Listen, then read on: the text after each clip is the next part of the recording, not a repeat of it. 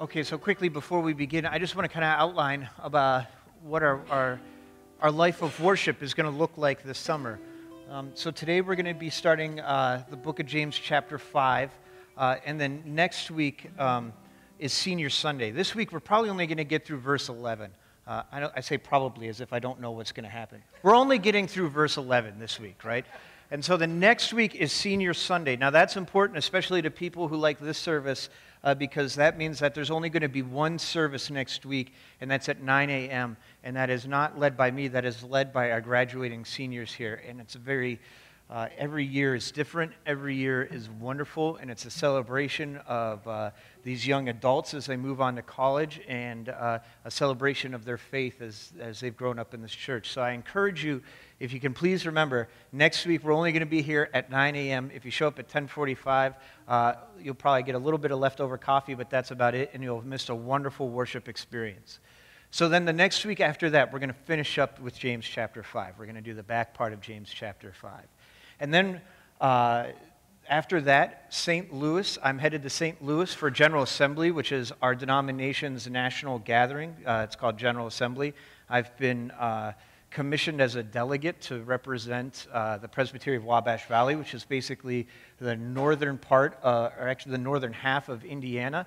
And I got elected to be on the most thrilling and exciting and life-giving committee ever, the Board of Pensions. Oh, I'm so excited. So trust me when I say I would much rather be here with you in worship than doing that, but it's part of my call as a pastor to help serve the Presbyterian, the greater denomination, so I have to do that. But then when I get back from General Assembly and my life-giving work on the Board of Pensions, we are going to start our summer sermon series called How I Met Your Moses, and we are going to be going through Exodus and the life of Moses together for the summer, which I'm really pumped about, actually. So I'm really excited for that. But now to our task at hand today, and breaking next week, and the next week we're looking at chapter 5 in the book of James. Now, some of you might be wondering or saying to yourself, Pastor, if we're doing a sermon series called Postcards on the smallest books of the New Testament, why are we focusing on the book of James, which has 5 chapters and isn't all that short? And I would say, good question. But the answer to that question is, I have selected this. This is my way of rewarding myself for making it through some of the other books that we've had to do in the sermon series, like 2nd and 3rd John and Jude, which were terrible. And so I feel like I've earned and deserve to do some of the book of James. Now, a little background on what we're about to read. James is just as tricky as a lot of the other books in the Bible when it comes to nailing down who the author is or when it was written, for a few reasons. For many, many, many years, for most of our tradition, it's believed that this James that wrote this letter is James, the brother of Jesus.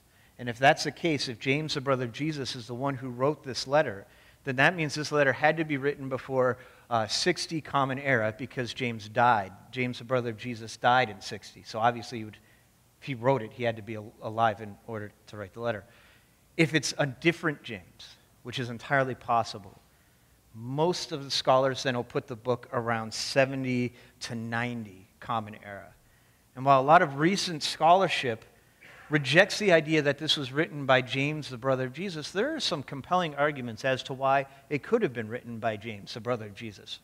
First of all, that James was in charge of the church in Jerusalem, and this letter is very clearly written by somebody who was either directly involved in the church in Jerusalem or was a Jewish Christian at least, as opposed to a Gentile Christian. This is a Christian who knows a lot about Jewish scholarship and Jewish scriptures and the Jewish tradition. And this person clearly then, whichever James is his, has a very strong working knowledge of the teachings of Jesus and what he did. And we find a lot of that information showing up in the earlier Gospels, like the Gospel of Mark. So this guy, this James, is very familiar with what Jesus said and did, as opposed to someone like Paul. Paul doesn't really talk about what Jesus said or did. Paul talks about the resurrection. That's almost exclusively his focus, and not so much on what Jesus said and did. And Paul and James then are usually put at odds with each other. They seem to be contrasted to each other. And it boils down to this. People will say that Paul is grace-driven and that James is works-driven. right? Paul focuses a lot on grace and how that comes first. James is going to talk about what you do matters when it comes to faith. And they'll say that then Paul and James are in direct conflict with each other, which is mostly true. But the way I look at it is that Paul and James are addressing two different crowds, and they have two very different goals. Paul is evangelizing. He's trying to bring people into the faith. He's trying to get people in the door. He's talking to baby Christians. He's teaching the Intro to Christianity course, right? James is more like teaching a 400-level class in Christianity. He's teaching the advanced course. And so James is more interested in what it means to live out faith and what does it mean to be a Christian in the world in which you're living in, right? Interestingly enough, another difference between Paul and James, it seems like we tend to think of the Church of Jerusalem as like that was like the safe harbor for the Christians, and then it was the other people like Paul who were messing around, spreading around Christianity and the rest of the Roman Empire, that those were the ones living dangerously and getting martyred, right? But when I say James died in 60, it wasn't because of old age. James, the brother of Jesus, the leader of the church in Jerusalem, was actually taken to the top of the temple in Jerusalem and thrown off of it and survived. And when he hit the bottom and was still alive, they started stoning him. And then when he wouldn't die from that, they ended up beating him to death. And it's said then by several different accounts in church history that the whole time James was forgiving them and praying for them. Right? So James isn't a guy who just talks the talk here. James is a guy who walks the walks. And the stuff he taught then, because it was so close to what Jesus was teaching, was dangerous and radical. All right, so we better get to the reading, because really we could do a whole sermon series on just who James was and then move into this letter. But let's just look at the last chapter here. So this is the last chapter of James, chapter 5.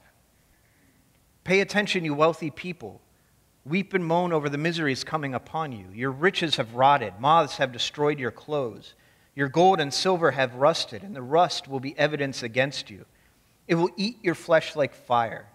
Consider the treasure you have hoarded in the last days. Listen, hear the cries of the wages of your field hands. These are the wages you stole from those who harvested your fields. The cry of the harvesters have reached the ears of the Lord of the heavenly host. You have lived a self-satisfying life on this earth, a life of luxury. You have stuffed your hearts in preparation for the day of slaughter. You have condemned and murdered the righteous one who doesn't oppose you. Therefore, brothers and sisters, you must be patient as you wait for the coming of the Lord. Consider the farmer who waits patiently for the coming of rain in the fall and spring, looking forward to the precious fruit of the earth. You also must wait patiently, strengthening your resolve, because the coming of the Lord is near. Don't complain about each other, brothers and sisters, so that you won't be judged. Look, the judge is standing at the door. Brothers and sisters, take the prophets who spoke in the name of the Lord as an example of patient resolve and steadfastness. Look at how we honor those who have practiced endurance. You have heard of the endurance of Job, and you have seen what the Lord has accomplished, for the Lord is full of compassion and mercy. Most importantly, brothers and sisters, never make any solemn pledge, neither by heaven nor earth nor anything else. Instead, speak with a simple yes or no, or else you might fall under judgment. If any of you are suffering, they should pray. If any of you are happy, they should sing. If any of you are sick, they should call on for the elders of the church, and the elders should pray over them, anointing them with oil in the name of the Lord. Prayer that comes from faith will heal the sick, for the Lord will restore them to health. And if they have sinned, they will be forgiven. For this reason, confess your sins to each other and pray for each other so that you may be healed. The prayer of the righteous person is powerful in what it can achieve. Elijah was a person just like us. He earnestly prayed that it wouldn't rain, and no rain fell for 3.5 years. He prayed again. God sent the rain, and the earth produced its fruit. My brothers and sisters, if any of you wander from the truth and someone turns back the wanderer, recognize that whoever brings a sinner back from the wrong path will save them from death and bring about the forgiveness of many sins. Friends, this is the word of the Lord. Thanks be to God. You know, my kids say something to me all the time, at least a lot of time. They ask me, from time to time. They'll say, Dad, what was it like way back in the 90s? And every time I hear that phrase, way back in the 90s, a little piece of me dies inside, right? And I try and tell them stories of what it was like as a kid, and I really wish I could remember when this happened, but I remember it like it was yesterday. In fact, it was a Saturday, just like it was yesterday. And my dad had the computer in the dining room, which I remember because my mom hated when he would move the computer to the dining room. And it wasn't a small process. This was an old Apple II GS, so it was a big computer. But he got this new toy he was really excited about, and he brought my mom in there and the first thing in the morning on Saturday, which is always a big thrill when you're a kid. And he had this little black box. So excited about it. It was this weird little thing he called a modem, which I had no idea what that was. And he was telling my mom and I all about it, and he plugged it in, and he opened up this thing called the internet, the first time I'd ever heard that word in my entire life, and he typed some things into it, and he said, now we wait. That was about 10 o'clock in the morning. Around 4 o'clock, we went back into the dining room. And the website was just finishing loading. It was some company from England, and it had a picture attached to it. And my dad was like, just through the moon, mind blown, that this thing had downloaded that quickly, 6 hours because of a picture. And he was just blown away. I remember when I was in college then, and being super fired up if the movie or the album that I wanted to watch or listen to would download in under 24 hours, Now, I get super ticked off and start mashing the refresh button and cursing out Verizon or Comcast if the web page takes more than like 30 seconds to download, right? I mean, or God forbid, the movie I'm trying to watch kicks down into standard definition and buffers while I'm trying to watch it in high definition, right? I also, I'll tell them these stories, they'll be like, well, what was it like? What was TV like? And I'll tell them, when I was a kid, this guy would show up every morning with this thing called a newspaper, and we put it on the coffee table, right? And in the newspaper then there was this guide that would tell you what's on every channel when we got cable for the week, right? And here's the crazy thing, and this mortifies them. I'm like, you would have to look up what TV show you wanted to watch, what day and time it was, and then you had to be home in order to watch that show. And and I go, you know what, kids? And then another thing happened. You had to sit through the commercials in order to watch the show, and they get mortified. And I say it was good, though, because you needed commercial breaks in order to go to the bathroom, because you couldn't pause that sucker to go to the bathroom, right? And they're just blown away by this stuff. And then I'll even scare them more. I'll be like, there were even cell phones. We had this thing called a home phone. It had a wire cord on it that went in a circle, and you'd stick your finger in there, and the cat would attack it and bite you. But there was only one phone in the house, or you'd have one line. And if somebody called you and you weren't there to answer it, you never knew they called, right? And sometimes when I got older, I'd be on the phone flirting with girls, and because there was only one line, my mom would pick up in the middle of these conversations and yell at me to get off the phone. And then we had these things, answering machines. They were like voicemails, right? And people had to leave a message and then wait for you to get home in order for you to know that you needed to call them back. Now I'll get a phone call, they'll leave a voicemail, they'll send me a text message and an email, and then call the church all concerned about why I haven't replied to their call yet, all in the time that I'm in the bathroom. I mean, it's crazy, right? We as a society, what we're doing is we're breeding out of ourselves patience. We no longer have patience for things. We go out to eat, we order food, we expect it to immediately show up at our table, right? I could be in Paris, France this evening if I had the money and the desire to be there. And yet people complain that they have to sit on the tarmac for too long. I mean, that was unheard of not that long ago in our world. We want things to be fast. We build things to be quicker, and we get mad when they're not. Some of you might be wondering how much longer this sermon is. And it's going to be a lot longer. I'm sorry. That's the way it's going to go. But listen to what James says here. James says in verse 7, therefore, brothers and sisters, you must be patient as you wait for the coming of the Lord. Consider the farmer who waits patiently for the coming of the rain in the fall and spring, looking forward to the precious fruit of the earth. And in verse 8, you must wait patiently, strengthening your resolve, because the coming of the Lord is near. Verse 10, brothers and sisters, take the prophets who spoke in the name of the Lord as an example of patient resolve and steadfastness. Steadfastness, to be constant or unwavering. Steadfast literally means to be fixed into place, to be undeviatingly consistent and resolute. You're picking up a theme here? You see what James is doing? For James, patience isn't just a virtue. Patience is an absolute necessity for people of faith. Patience for what specifically? For James here, the coming of the Lord. When is that going to happen? It's going to be a really, really long time, apparently.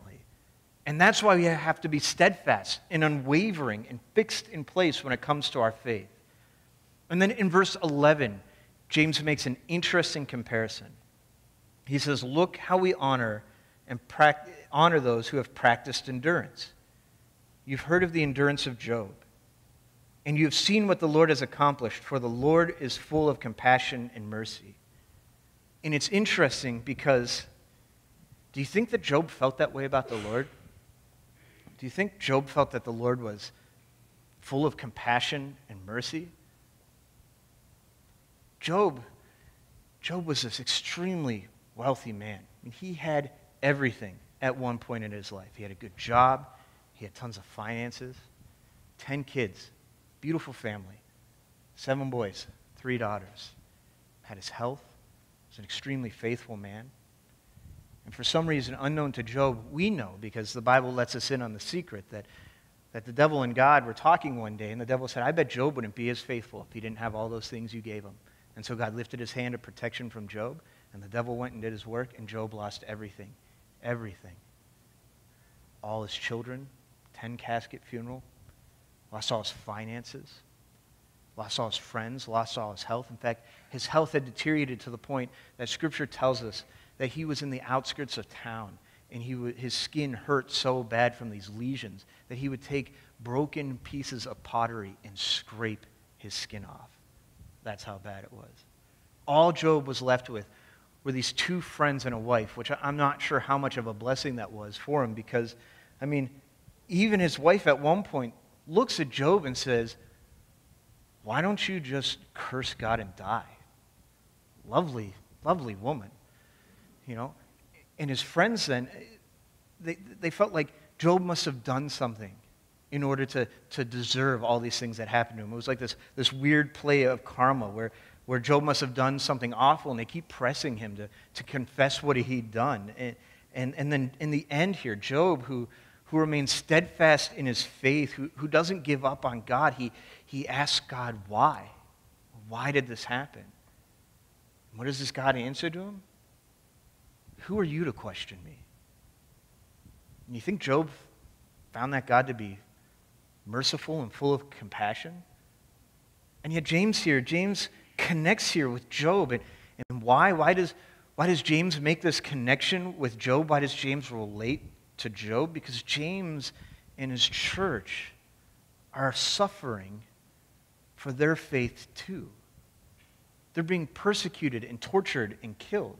I mean, remember, James gets thrown off the temple, off the top of the temple, lives. Then they stone him, and then they beat him to death at the bottom. All for what he believes. All because of his faith. And the whole time, he's praying for their forgiveness. Just like Jesus did. That's steadfastness and faith. And James, not knowing that that's going to be what happens to him as he writes this, but knows that this is a distinct possibility because he sees the members of his congregation being persecuted and tortured and killed for their faith. James pulls out Job and he tells his people then, you need to be patient and steadfast, that God is going to work great things through your faith.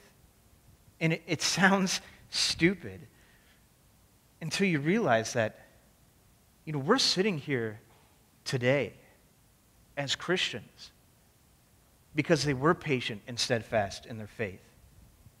And because God did do great things through them and through their faith. It would have been easy for Job to walk away from his faith. Nobody would have blamed him. In fact, people were encouraging him to do so. His wife said, curse God and die, his wife says. very supportive spouse.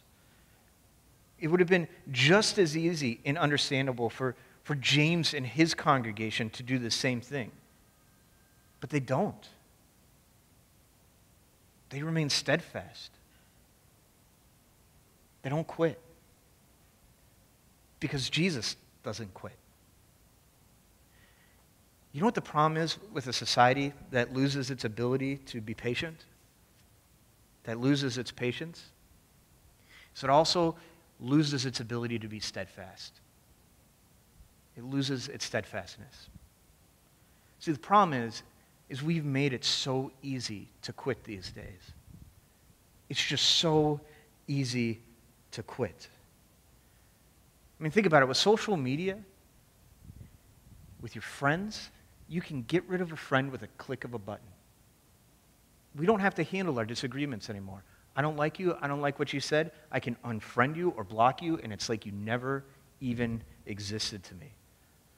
The news isn't reporting something that I like their perspective on. It's okay. I'll change the channel until I find a news station that's going to parrot back to me exactly what it is I want to hear, right? The pastor or the leadership of the church does something that I don't necessarily agree with. Instead of trying to work it out with them, I just take off and leave. There's another church down the street. Now, I'm not saying that's the case all the time. I mean, there are times when we try and work out things with people and it just doesn't work and we have to leave. I understand that. But too often, it's just easier for us, we decide, to walk away. I'll give you an example of what I mean, right? So I had this friend the other day. I still have a friend, and it's the same friend, actually. We were talking the other day about his marriage. His marriage failed. He's divorced. I mean, obviously, they had problems in their marriage. I mean, I don't know great marriages that end in divorce. That'd be tragic. But he got mad, and he got frustrated. And he just left, man. He just walked out. Decided he didn't want to work at it, didn't want to resolve the issues that they were having at the time. And now he isn't necessarily like second-guessing that decision to get divorced, but as he's talking to me, he's wondering, like, did I bail on that, like, way too soon? What would have happened if I would have stayed and tried to work it out, right? And it's not my place to say if they should have stayed married or not. You know, I'll be honest, I think there are totally legitimate reasons to not be married anymore, right? I think that happens. I think there are faithful ways to end marriage. And who's to say that things would have worked out any differently had he stayed and had they tried to work out these issues? They might still have ended up divorced. But I'll tell you, like, I have seen couples who have tried everything in their power and they've just wouldn't work. And they've walked away from it being like, we tried everything and it didn't work. And I've seen couples then, like my friend, who just bail on their marriage or wish they had tried at least a little bit harder to see what had happened. And what's interesting is I see then the bitterness and the regret and the resentment that can cause. And I've seen couples enter into marriages with the idea like, well, it's cool if this doesn't work or if this gets too hard for me because I can just always end up getting divorced, right? We've made it too easy and too acceptable to quit in life on so many different things, on just about anything you can imagine. And see what happens, what concerns me as a pastor, I mean, one, I think we need perseverance in all areas of life, but what happens then is that ability that we learn to just bail on things, it spills over into our faith too, and that's when it becomes very troublesome for us on just about every level possible, I think. What happens then is sometimes something hard happens in life or something horrible happens in your life. And then what happens is people say, screw it, forget this, I'm done. And they give up on themselves and they give up on God. And sometimes it's completely understandable and who can blame them? But man, I'll tell you what, like, I know people.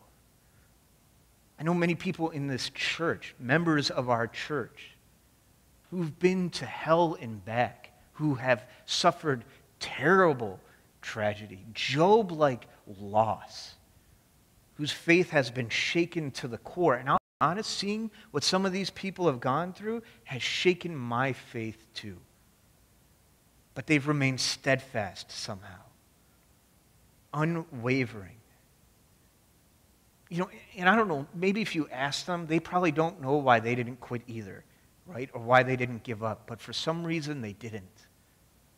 And then what you see, though, is over time is slowly, a lot of times, healing begins to happen in their life through faith, through that steadfast, through sometimes faking it until you make it with faith and just showing up and just trying to cling to something.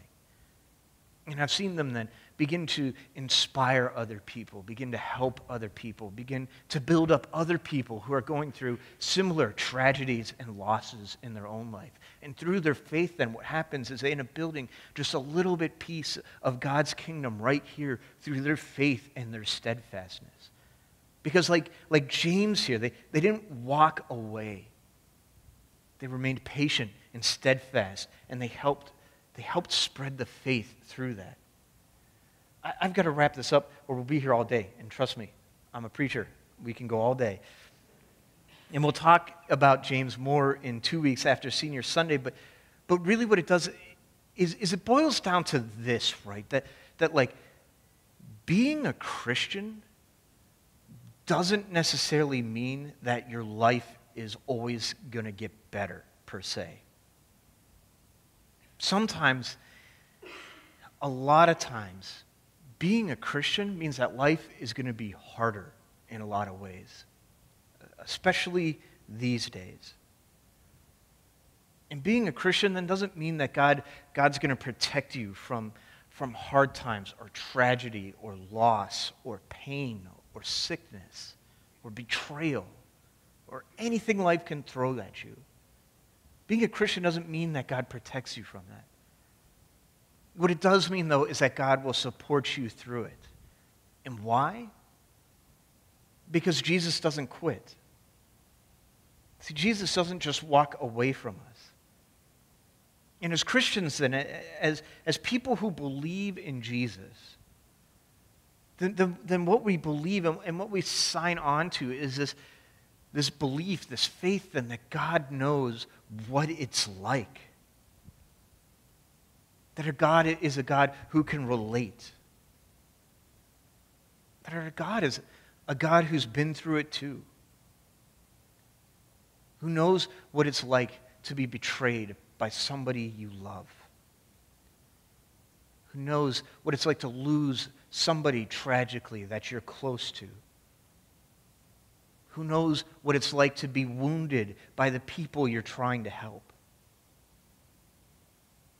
And yet he never quits.